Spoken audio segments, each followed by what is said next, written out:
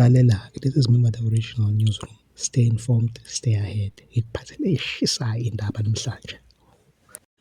Ke sanibona masosha kaMdala. Ithi Commander Morning. Cha masosha la kaMdala enginiphathele zona nje umahabulo la. Nakho la inkosi ihablisa amasosha ngendaba zalapho ochwebeni lalapha eThekwini. Prince lo uDr Zwelakhe Elijah Mthethwa uNyambose ophinda futhi abe imember of parliament ungomunye wabantu abamele umkhonto wesizwe lapha eParliament ezinye into lachopho lezi enzima kakhulu entweni eningi cala ube bahablise bachazela la ichaza kabanzi ngendaba ukuthi abangiso afika kanjani ezengena la echwebeni la eThekwini nizoyizwela kodwa nani umhabulo ukuthi cha lesizobe ekhuluma into ayaziyo le ake simlalele ke simuphe indlebe danko othi khona into engizongitshela nengikhombuza impela na ufunda umqulu othi the olden times in Zululand and Natal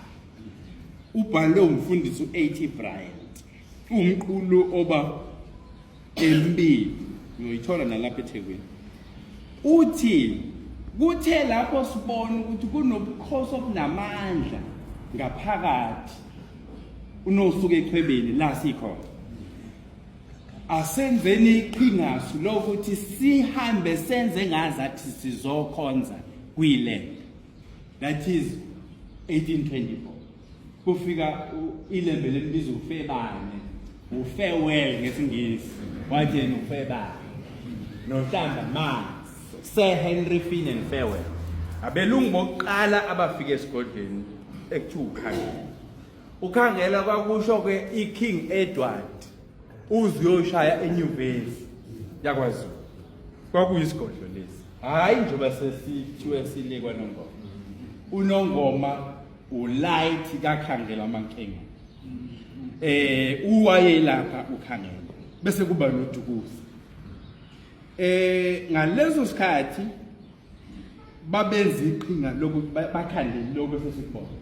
lokuhleleka kwecheba lokho babefuna ukulithatha belithathela ukuthi akusahambeki phezulu enhla neAfrica ukuye eNdiya naseFar East emashinini kuyofunwa ama-spices ayesetshenziswa ukugcina nokonga ukudla ukugcine isikhathi eside ngoba eEurope kwakubanda kakhulu amasizini aye-2 kwakufike ingxenye yonyaka kubanda kakhulu kune-ice enye ingxenye kushisa kakhulu kusho ukuthi kunesizini lapho ukudla kungamili khona izilwane ziyafa kumele ke usebenzise ama-spices ukupreserve ukudla ukuze kukulasta for the next 6 months kuze kushintshe inkathi yonyaka yona into ebaletha belungu bafike eCape Town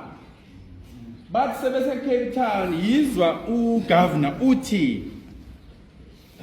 nakuzophuma lenkulumo ukuthi hambani nenze ngathi ngifuna ukuyokhonza kwazi ithi inkulumo sengiyithola nasengifunda umqulu lo ithi niqinisekisile yini ukuthi ilembe lifile kusho abaseCape Town eCape of Good Hope bengikhona ngolesibili la ababeka inkanise khona bakha umbuso lona iDutch East India Company sekhona indonga zakhona the Castle of Good Hope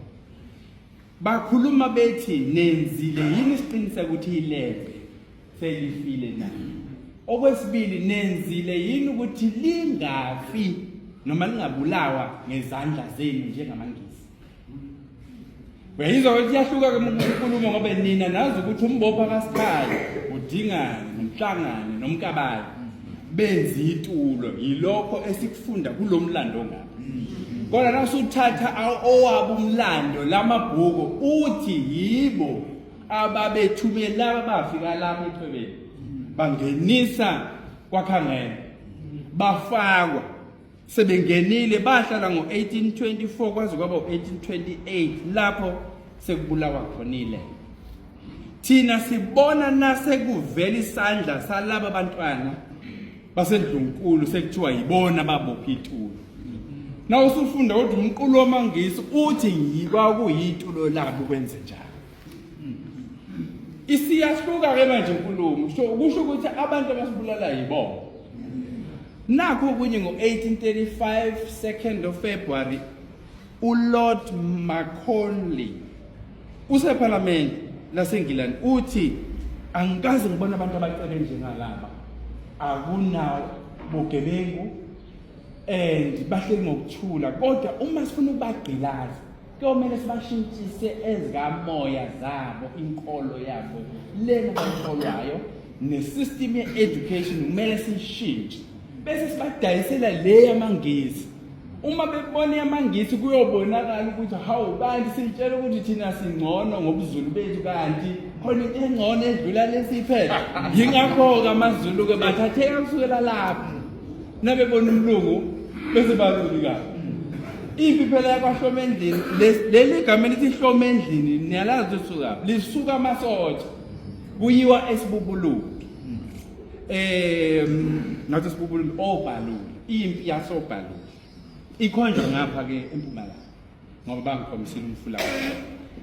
nakiwa lapho kanti itulo selivele livuthiwe lokuthi makusocongwe ile bese lezi ke esizaziyo ombopho kaSithayi kuba ukuthi sizothatha izikhali zethu siphume sibe ngazathi siyempini uma sesiphakathi nendlela bese siyabuya sithi kwilembe lingayilona empini lihlezi lapha esigcekeni sakhe bese siyabuya selisocola ukuba ufebane ke nohlamba amanzi balapha esigodlweni bebukela ngoba sebetadishile ukuthi the weakest link ngikaba bopha kaSithayi inhlangano udingana bayahlonishwa zikhulu lapha indlunkulu uma ubambe laba bayalalela wonke lamafutho la bayalalela yingakho mina nahamba ke mina naye basala bona